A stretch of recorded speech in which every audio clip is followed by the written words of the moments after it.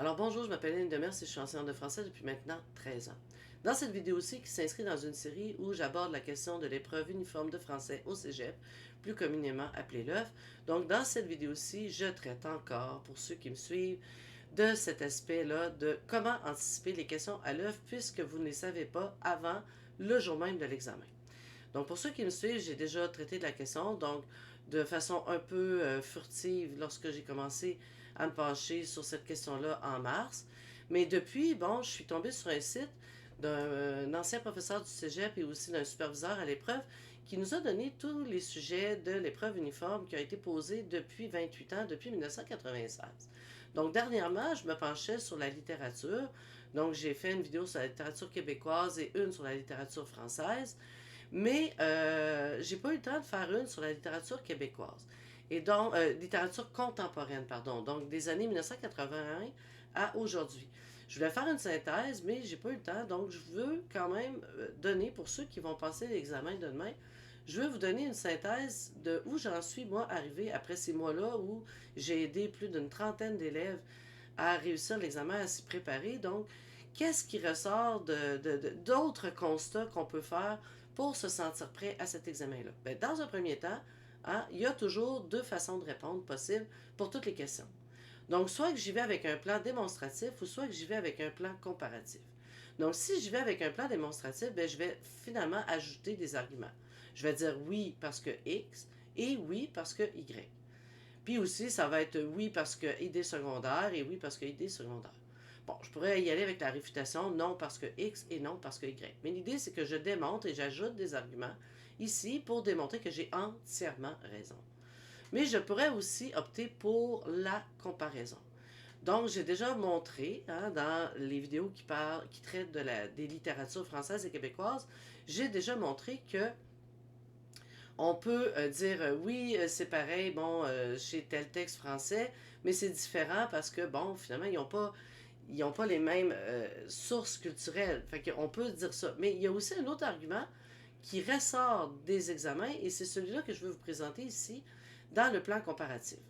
Donc, si j'utilise un examen qui a été posé à la session des sujets 19-21 en 2021, donc pendant la pandémie, le sujet 29, parce qu'il y avait plus que trois sujets, donc peut-on dire que les demandes en mariage se déroulent de façon semblable chez Guy de Maupassant au 19e siècle versus chez Albert Camus vers le milieu du 20e siècle.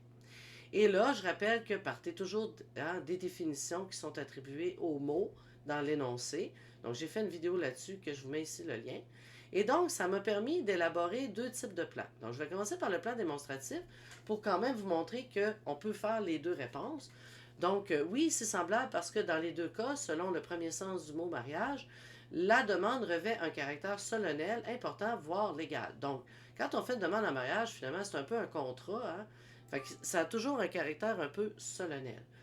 De plus, oui, c'est semblable parce que dans les deux cas, il s'agit de demander de s'allier à l'autre, de s'unir à lui ou à elle, et ce, à long terme, voire pour toujours, dans le cas des religions. Donc ça, c'est la fusion des quatrième et cinquième sens du mot mariage.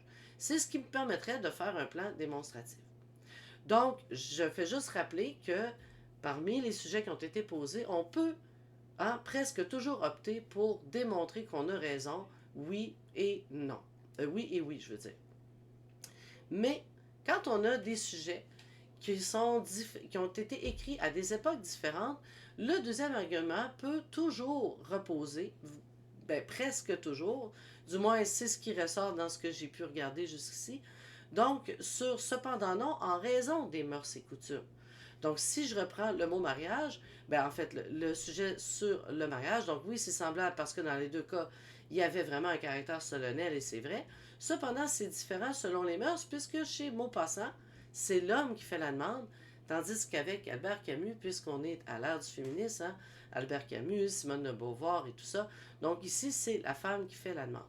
Donc, le deuxième argument, quand vous avez des textes qui sont à des époques et qui ont été écrits à des époques différentes, le deuxième argument peut être vraiment souvent reposé sur les mœurs et coutumes. Donc, j'en suis pas resté là, tu sais, j'ai pas resté juste avec des approximations.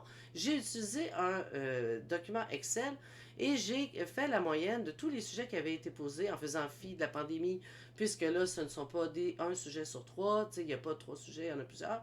Donc, je suis arrivée à 0,7 sujets sur 3 en 28 ans, donc c'est presque un sujet sur 3. Et je vous montre d'autres sujets en exemple qui ont été posés. Donc, en 2019, c'était le milieu scolaire qui était demandé en comparaison chez Émile Zola, donc au 19e siècle, versus Daniel Pennac en 2007.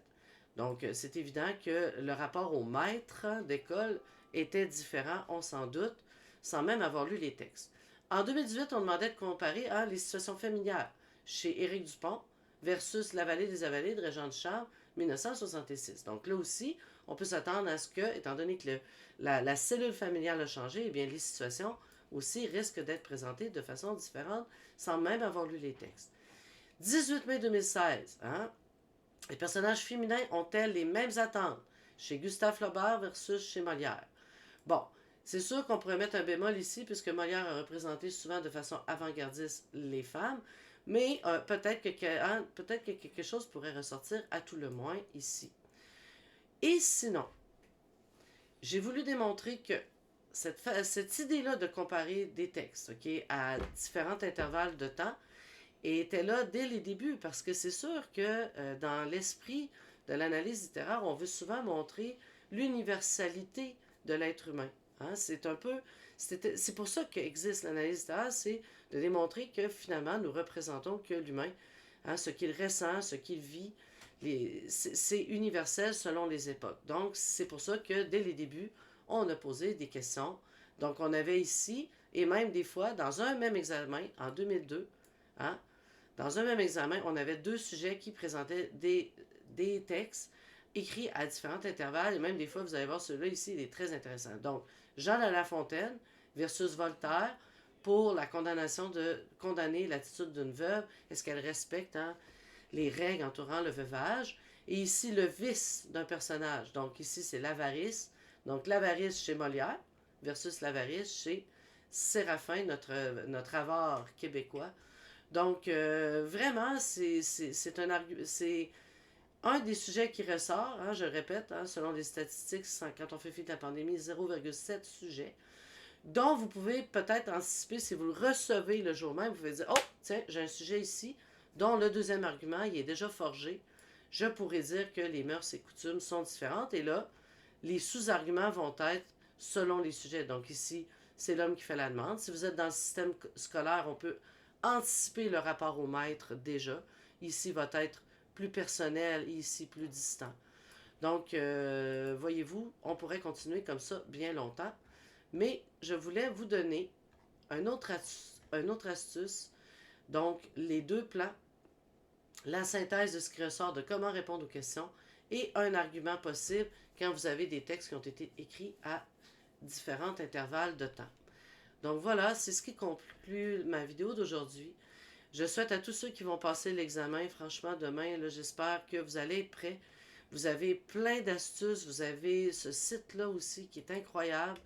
Donc, je vous invite vraiment à vous préparer, à vous entraîner et soyez pas stressés parce que c'est la clé du succès. Merci à tous ceux aussi qui s'abonnent à ma chaîne. J'espère franchement que ce mouvement-là permettra de montrer que le français, c'est pas compliqué. Alors, je vous souhaite un franc succès à tous.